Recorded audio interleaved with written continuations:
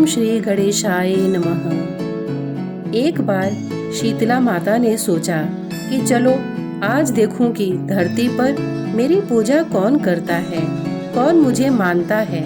यही सोचकर शीतला माता धरती पर राजस्थान के डोंगरी गांव में आई और देखा कि इस गांव में मेरा मंदिर नहीं है और ना ही मेरी पूजा होती है। माता शीतला गांव की गलियों में घूम रही थी, तभी एक मकान के ऊपर से किसी ने चावल का उबला पानी अर्थात मांड नीचे फेंका। वह उबलता पानी शीतला माता के ऊपर गिरा, जिससे शीतला माता के शरीर में फफोले अर्थात छाले पड़ गए। शीतला माता के पूरे शरीर में जलन होने लगी। शीतला माता गांव में इधर उधर भाग भाग के चिल्लाने लगी, अरे मैं जल गई, मेरा शरीर तप रहा है, जल रहा है, कोई मेरी सहायता करो।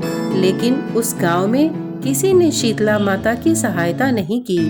वहीं अपने घर के बाहर एक कुम्हारन महिला बैठी थी। उस कुम्हारन ने देखा कि अरे यह बूढ़ी माई तो बहुत जल गई है, इसके पूरे शरीर में तपन है, इसके पूरे शरीर में फफोले पड़ गए हैं, यह तपन सहन नहीं कर पा रही है। तब उस कुम्हारन ने कहा, हे माँ, तू यहाँ आकर बैठ जा, मैं तेरे शरीर के ऊपर ठंडा पानी डालती हूँ। कुम्हारन ने उस बूढ़ी माई पर खूब ठंडा पानी डाला और बोली, हे माँ, मेरे घर में रात की बनी हुई राबड़ी रखी है, थोड़ा दही भी है, तू दही राबड़ी खा ले। जब बूढ़ी माई ने ठंडे ज्वार के आटे की राबड़ी और दही खाया तो उसके शरीर को ठंडक मिली।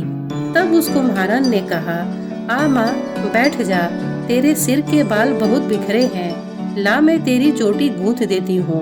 और कुम्हारन माई की चोटी गूंथने हेतु कंघी बालों में करती रही। अचानक कुम्हारन की नजर उस बूढ़ी माई के सिर के पीछे पड़ी तो कुम्हारन ने देखा कि एक आंख बालों के अंदर छुपी है।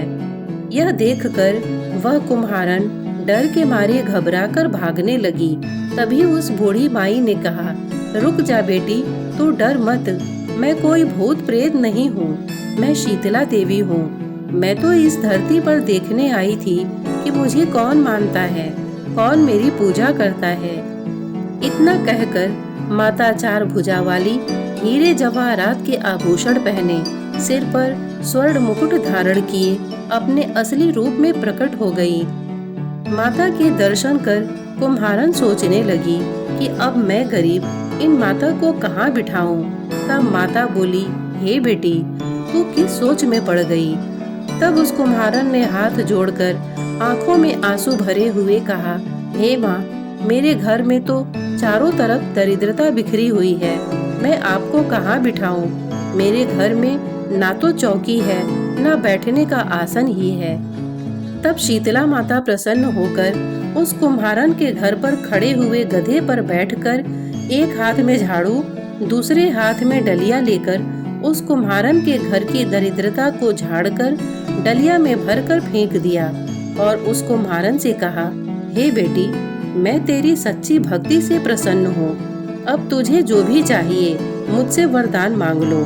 तब कुम्हारन ने हाथ जोड़कर कहा, हे माता, मेरी इच्छा है अब आप इसी डोंगरी गांव में स्थापित होकर यहीं निवास करें और जिस प्रकार आपने मेरे घर की दरिद्रता को अपने झाड़ू से साफ कर दिया, ऐसे ही आपको जो भी भक्त होली के बाद की सप्तमी को भक्ति भाव से पूजा कर अष्टमी के दिन आपको ठंडा जल, दही व बासी ठंडा भोजन चढ़ाए, उसके घर की दरिद्रता को दूर करना एवं आपकी पूजा करने वाली महिला का अखंड सुहाग रखना, उसकी गोद हमेशा भरी रखना।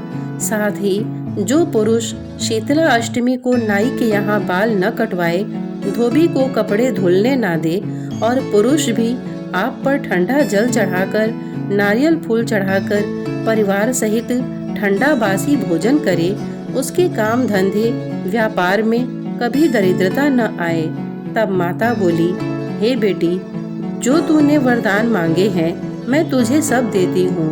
हे बेटी, तुझे आशीर्वाद देती हूँ कि मेरी पूजा का मुख्य अधिकार इसी धरती पर सिर्फ कुम्हार जाति का ही होगा।